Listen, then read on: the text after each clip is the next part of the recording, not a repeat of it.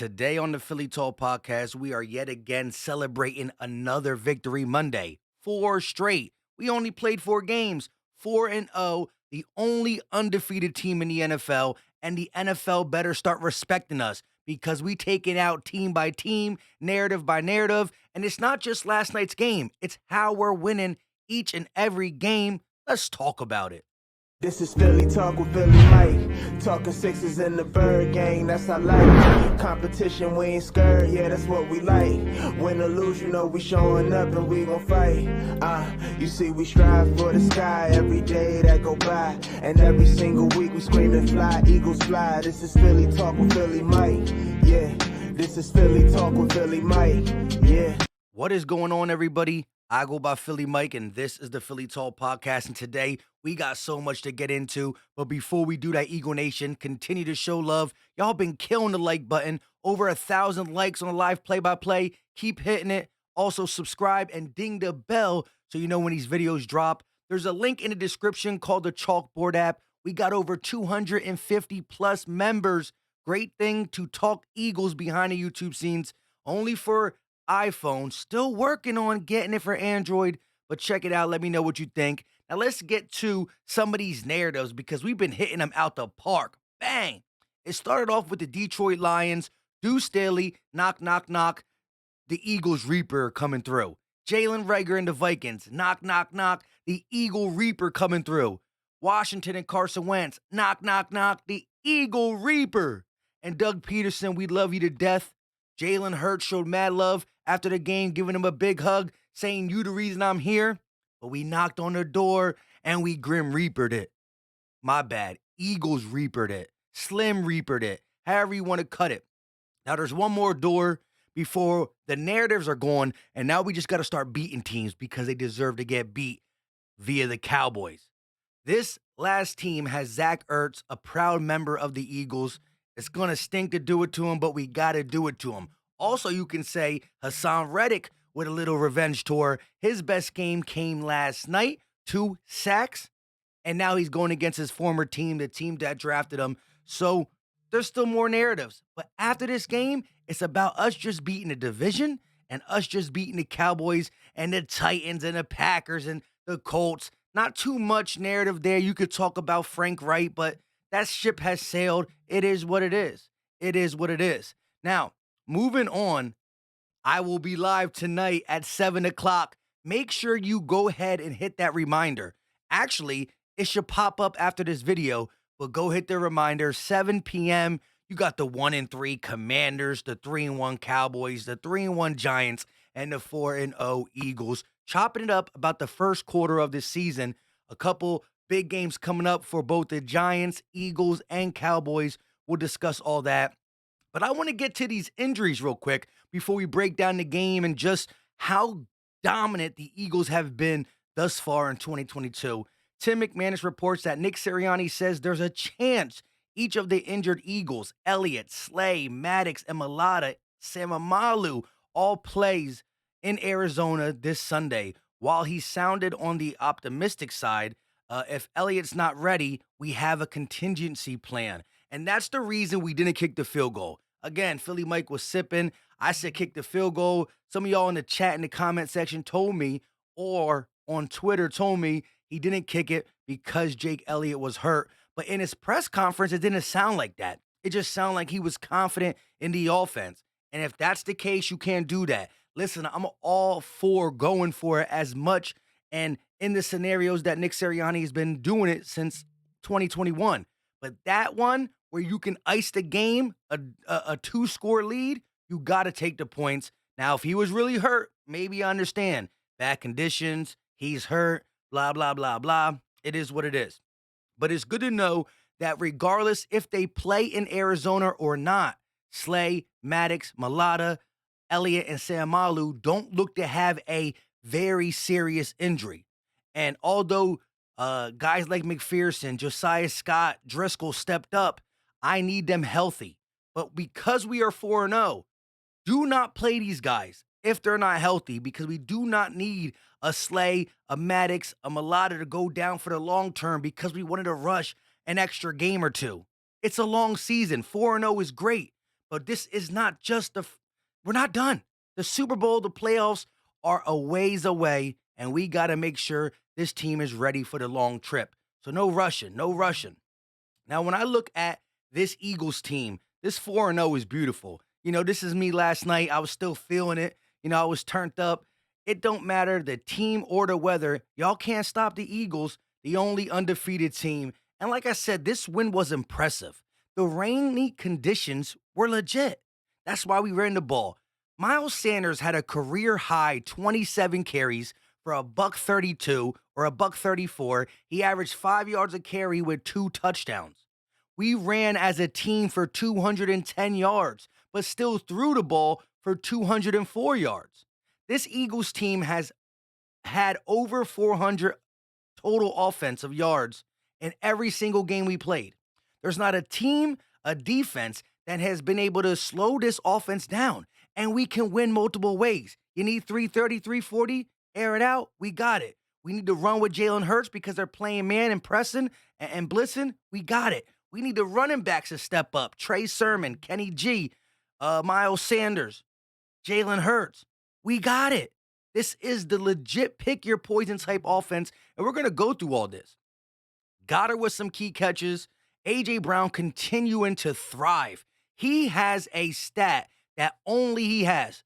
He has one stat that no other wide receiver have, and we're going to talk about it at the end. I actually got quote tweeted or I got tagged in a big Eagles account on Twitter. Shout out to them for following me and using my stats.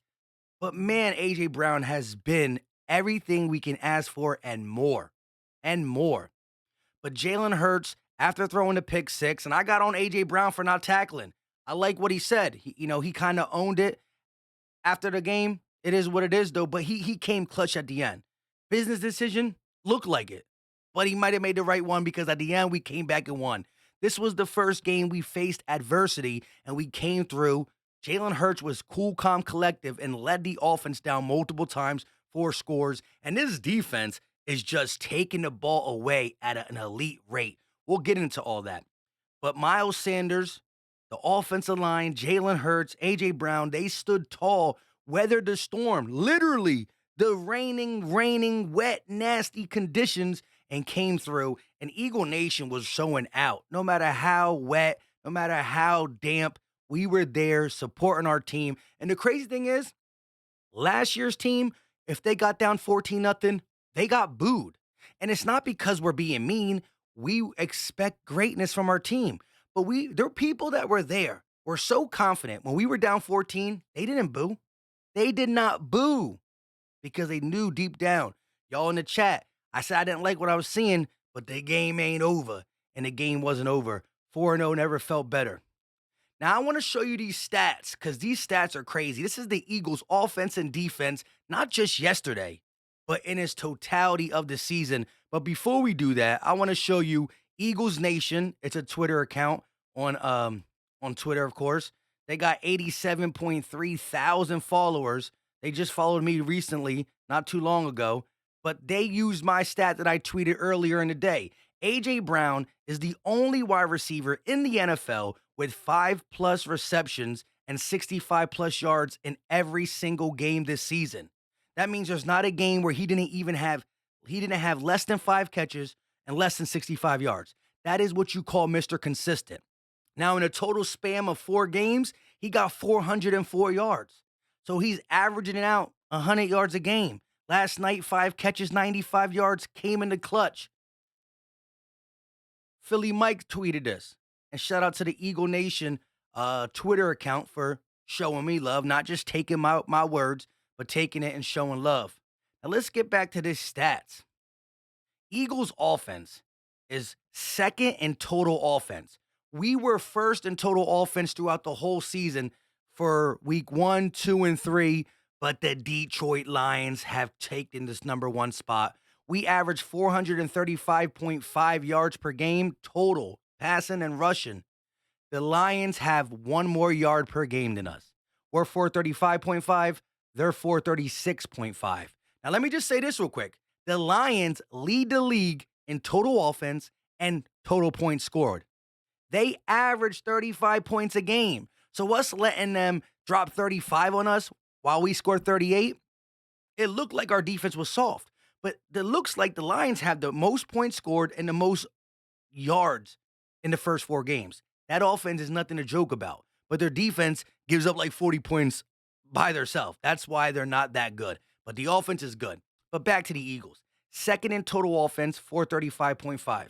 Sixth in passing with 270.3 yards per game. Fifth in rushing with 165.3 yards per game. And fourth in points scored with 28.8 points per game. That means top 5 in total offense, top 5 in rushing, top 5 in points, and just outside the top 5 in passing. And again, we played a rainy game, which kind of brought us down in the passing department, but it is what it is. We are 4-0. This is a offense that can do so many things. That's why we won the Jalen Hurts rushing game. We won the back-to-back Jalen Hurts 300-plus yards passing game. And now we ran through the mud, literally, to get the dub with 210 yards rushing combined and Miles Sanders leading the way with 27 carries, career high. Now let's look at this defense. First in sacks. Week 1 and 2, we were worried about the pressure we were getting on opposing quarterbacks, but we are now first place in sacks with 16. We're tied for first in takeaways with 10 takeaways in 4 games. We have taken the ball away 10 times in only 4 games. And we only gave the ball up 2 times. So we're a +8 in that category. So first in sacks, tied for first in takeaways. Third in yards allowed. We only allow 277.3 yards per game. That is total, passing and rushing. So the Eagles rack up 435 yards per game and only allow 277.3 per game. It's wild. And last but not least, points allowed on our defense. We are in 10th with allowing 17.8 points per game. But again, first in takeaways, first in sacks, third in yards allowed, and points were right at the 10 mark. So we're not outside the top 10. But this is a beautiful stat line for our offense and defense playing complete football. This is why these stats are not just numbers, but they equate to 4-0. The Detroit Lions, first in total offense, first in the Detroit Lions are top 5 in almost every offensive statistic. But because their defense is so bad, they're 1-3 or something like that. The Eagles are playing complete football. There's games that the defense comes out and wins. There's games that the offense comes out and wins. We could take the ball away, or we could stop you from moving the sticks. We can run, we can throw.